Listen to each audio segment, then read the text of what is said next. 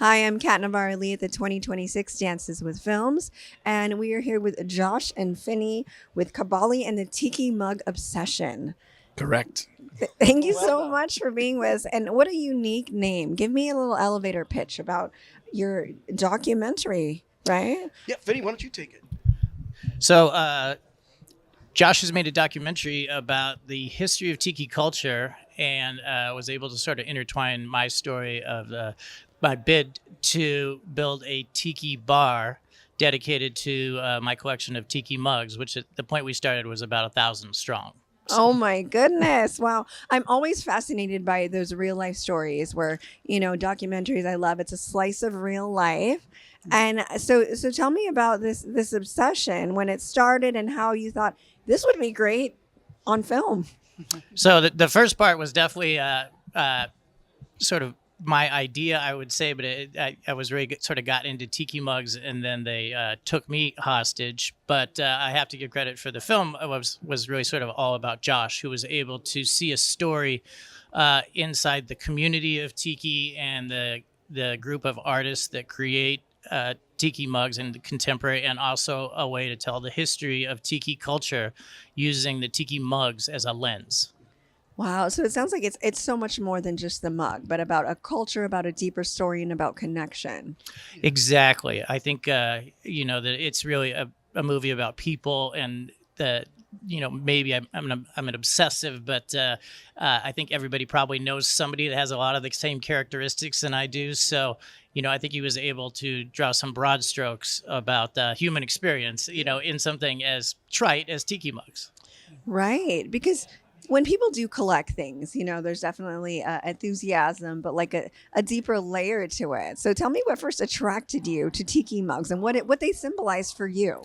So I was raised by a mid-century modern architect, and tiki and the artistic motifs that I really liked sort of married modernism and primitivism. That's sort of the esoteric way of saying, I don't know, but it really grabbed me in my gut on just a core level. And I was just, it was something that probably goes back to my early years of going to Disneyland and seeing the Enchanted Tiki Room or whatever. But there was also something just very, very American about this story. It was actually sort of America's ideal of escapism. Yeah. Escapism. That's a theme we're actually hitting hard in this festival, and how people deal with that, of the realities of this hard life. And so you were friends before, right? Yeah, Fini and I had made another short film in the past, about 10 years ago, called Save the Tiki, in which Fini became obsessed with moving a 20-ton tiki head from one side of the city of Tucson to another side of the city of Tucson. So we made a short film about that. Was about 7 minutes long. And that was the first project that we took on creatively. When he decided that he was going to make this bar, he reached out to me and said, I have an idea. I want to make a film about me building this bar. I think this would be kind of fun. And I said, okay, let's sit down. We'll talk. So we sat down, we talked, we had some coffee. And he started to explain the bar. But then he mentioned these mugs. And I was like, whoa. Like, what do you mean you have 1,000 mugs? And he goes, oh, yeah. They're like, oh. So I went over to his house and I filmed him. And I saw all these mugs everywhere. Where do you have space for that? He doesn't. He didn't have space for that. So I thought, this is an interesting idea. He didn't even want to be on camera. That wasn't even, You wanted it to be all about the mugs. Like, or the bar. It was like, The artists. Yeah. And so then I convinced him, I'm like, come on, this is good. I like your story. And so he says, like you said, the film is about people, but it's about purpose as well. And I think that's what, the folks that have seen the film have really, it's resonated with them, is that people and purpose. And purpose. I love that you saw that. So when did you first, you've been friends for a little bit. When did you first see this aspect and say, hey, this is something really interesting we could build on? So as I do with anything I'm going to take on, any project that I'm considering, is I film the person first. So I'll meet them and I'll film them and I'll just interview them like for hours and, have them walk about, let me see their life. And so that's what I did with Fini. I went to his house, I filmed him, and he just walked me around the house. And he has just an encyclopedia knowledge of tiki and the scene, and he was never involved in the scene directly. He was always sort of out on the outsides of it, but he was collecting since the 90s when this resurgence started.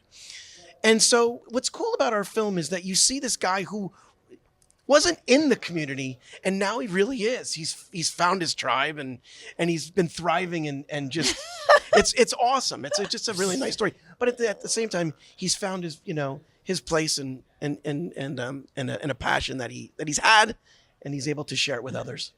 That's so creative, and to be able to be so passionate about something and turn it into a story and basically educate other people about why this is very special to you. Maybe you're creating more Tiki Mug fans out there. And I had no idea there was such a community for that. I wish you had brought one, actually. Yes, I know. We've been running around the festival with them, and we should have brought one this morning. But I did, I like this idea of Cabali, the space, and the bar that we created is more of a public resource than a private indulgence. This to get these out of the boxes and out of my closets and into a place where people can see them as a collection, as a whole. Can they drink out of them, or no? They're just for display. They're for display, although we do sell ones that you can drink out of. And a lot of people, there's also a kind of a history of tiki culture of people bringing their own mugs to tiki bars.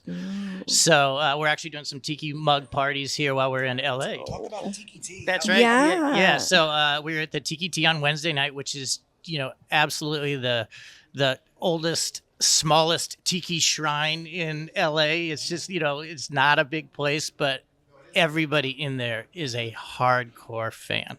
And you were the biggest one. Yes. I'm amongst friends there. There's no question, because, it's kind of like going to a AA meeting for Tiki Mugs. And where is this located? Where is it? Sunset Junction. Okay. Yeah. So everybody come out. When is this special event happening? So we did that special event already. Oh, you did it already. We missed it. But on Sunday, we'll be at the Tonga Hut in... is that west? I guess it's north. Would that be North Hollywood? I think it's north. Yeah. Anyway, classical place, our friend Kevin. So we're going to, at 4 p.m., we're going to be there. And we encourage everybody if you're in the LA area, to bring your own mug, because this is really where the resurgence started, in Venice Beach, where some people started saying, these aren't just kitschy memorabilia, old souvenirs. They started treating them like urban artifacts. Artifacts, yes, I of love pop that. culture. And this idea that enough of pop culture has disappeared and was now sort of rife to be rediscovered. And and this whole thing was sort of just spawned by a great book by a local LA guy. Sven Kirsten wrote the Book of Tiki in 1999, 2000. And all of a sudden, we had a roadmap. We had something that put these into the proper historical perspective. So, you can already tell that we take Tiki Mugs very seriously. I love that. I see a whole business empire for this. Right. I really do. Well, so congratulations. Is there somewhere where people can follow you, learn more about this, maybe buy some Tiki Mugs from you? Yeah, so we have a website, www.cabali.com, and then we're on Instagram, Cabali_movie, and you can see we've got mugs. We've got a lot of fun stuff coming out. Amazing. Yeah, go ahead. Yeah. Well, thank you very much for your interest in this. I mean, this is just sort of like surreal for us to be back in, where it all started, and to have a movie playing at the Chinese theater is just, exploding my expectations. Yes, congratulations, guys. Yes. If we had some Tiki Mugs, we'd cheers right now. So imaginary. Cheers, guys. Cheers. Congratulations, guys. Thank you. Thank you. I'm Kat with IdeateTV. Check it out.